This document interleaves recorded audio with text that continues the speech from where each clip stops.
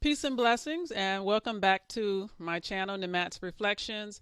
This is the place to come to for education when it comes to inspiration, when it comes to learning about creation, the animal in you, the behaviors that you have that are animalistic, the behaviors that you have that mimic what is in the creation and what is in nature.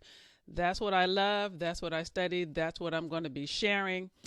The idea comes from the understanding that as an evolved creation, as the most evolved creation that we know of, that we've disclosed, I'll put it that way for the alien lovers out there. Um, if that is the case, if we are the most evolved creation that we are aware of, then that means everything in creation must be in us somehow, especially if we can understand it and be able to analyze it, unlike other creatures, right? So we want to take a specific look at today. Where do we see this animal behavior? Where do we see nature inside of us? And if we can hone in on that, can we find a solution, right? We're having a difficult time right now finding solutions. So let's talk about this. So this episode, we're going to be talking about the wolf. Okay, we started talking about the dog. The wolf is in the dog family, but he's a predator. So he is a predatory dog. They're the same species in terms of their family. The wolves and the dogs are from the same family of species. And they look alike in their character, but they are very different. So the wolf is the intellectual dog whose aim is to consume you. That is the difference between the wolf and the dog. So unlike the dog, who's okay with a small treat, a pat on the head, people that are like that. Remember, we're talking about human behavior, so try to keep up, follow me. You need two minds to do this, okay? You're thinking human behavior, you're thinking metaphors, you're thinking about creation. So it's going to take a little more brain power for you. So unlike the dog who's happy with a small treat, pat on the head, the wolf is out for a bigger reward. And typically that reward is you, okay? You're going to be lunch, you're going to be dinner, you're going to be breakfast, whatever the case is, whatever the intention of that person who wants to consume you. So another thing about the wolf is unlike other animals that can carry a burden or carry loads. So physically you have the picture of animals that can carry loads and animals that cannot. The wolf cannot, right? The dog cannot. They do not, right? And the human character, they do not. And physical reality, they do not. But instead of carrying the load, the wolf is going to take what he wants. He's a predator. He's going to hunt and he is going to consume to get what he wants. There are people that are like this. They don't take on responsibility and burden. They're going to come get it, and it's going to come from you, right? So when the human being behaves like the dog, we said that what that was. Please watch the other videos if you're not sure or you're confused about anything. I did a whole series on the dog. So when a person acts like the dog but is intentional, right? He's strategic. He is a predator. That's when people are predators. That's when they become predators, right? Unlike some of us who have been influenced to behave like dogs, influence where our expression doesn't match our work. What we say we are about doesn't match what we actually do and what we stand for, right? We're influenced to behave that way. We're not doing it on purpose, okay? That's saying you are what you eat. That's real, okay? You are what comes in to your intellect, what comes in through your senses. You become that. Now, that can happen unintentionally. The wolf knows exactly what's going on, and he claims it, and that's who he is, and he's strategic about it. There's no problem with being the way that he is. So the wolf looks like the dog, but is not the dog. Okay, again, go back and watch the presentation on the dog. It's something that will help you understand this presentation. So I belong to a educational institution called Mali, and I have a teacher there.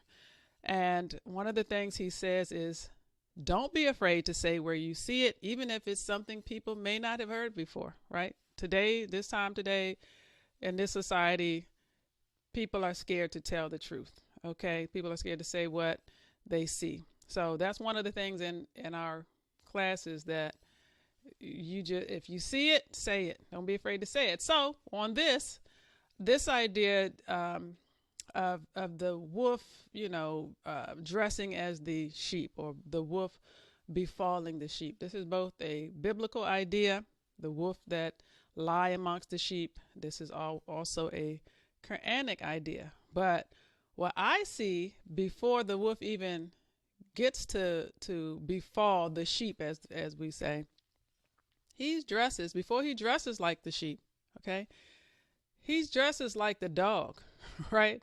He dresses like he's your best friend. This is somebody that can get very close to you because you think that he's one of you. He has behaviors that are very similar to yours if you're behaving less than an elevated human being, if you're behaving like the dog. The person that acts like the wolf, the predator, can get close to you, right? So you end up in wolf territory, in other words. So just like the wolf has a way of throwing people off because he dresses like the dog, he hangs around people that, are not true to who they say they are, or have false presentations of themselves and are not living in the real reality. Because of that, it's difficult sometimes to tell when you have a predator around you. So if you saw the movie Cujo, this might be a good example. So this was a dog that everybody loved. He was a huge dog. I don't know if you saw it, but I love the movie Cujo. He was a huge dog, and everyone loved Cujo. He was friendly, all of that. But unfortunately, Cujo got rabies and turned into a monster. But people didn't know that. At first sight, you think, oh, it's Cujo. You're going up to Cujo. And next thing you know, Cujo eats you because Cujo is a predator. But, he kind of reeled you in. You got close to him because you thought he was one of you. You thought he was one of your dogs. But he wasn't. So that's how he tricked people, and that's how people got eaten. But fabulous movie. I've seen it 100 times. But in today's language, we do say things like, that's my dog, that's my dog, and I am trying to bring some consciousness to the terms that we use so loosely. But that might not be your dog. That might be the wolf that's in your close proximity that's getting ready to devour you, that's going to take something very precious of yours from you. So today we need to know who these people are that are in our very close quarters that we're inviting in, because this is harmful. It's dangerous to be around a wolf in either case. So one other example is our young African American men. This is something that I see. This is an example. A lot of our young African American men were not raised in the hood. We're not raised in the ghetto. We're not raised to be drug dealers. We're not raised to be out here doing all these things and end up getting killed. They end up getting killed by the real wolves, the real dogs that are predators that are out there, that they've confused themselves into thinking that they're like. They're not. A lot of African American young men get killed because of that. You're not a gangster, okay? You were raised in a decent household. You don't belong with them. They're predators, and you will get yourself hurt. We have so many sad stories of young African American men who were good students, come from great families, but they got in the mix with these people who were like this, these predators, because they thought they were one of them. They're like, hey, I like cool clothes. I like this. I like that. They like this. They like that. Let me hang with them. The next thing you know, they're getting shot and killed. So that is one example, but this is why it's so important for us to be able to distinguish and determine what kind of behavior, what kind of animal behavior is coming up within human beings that are not elevated, that we're putting ourselves around. And it's actually very, very serious. But when we're doing things that dogs do, we're sleeping around, we're stretching the truth, where our expression, again, does not match who we truly are, we will mate with other dogs, other people that are like that, right? But some of them are wolves. That's what I'm trying to say. And this is something, it's a very different way of looking at things. But again, this channel is about reflecting and thinking. So since we know these behaviors to be true, if we can find them somewhere else in nature, find them somewhere else in creation, what is the solution? What is the solution for that? I can say, as an elevated human being, if we do not know the solution, then we have to have morals. Keep yourself away from people that are like that.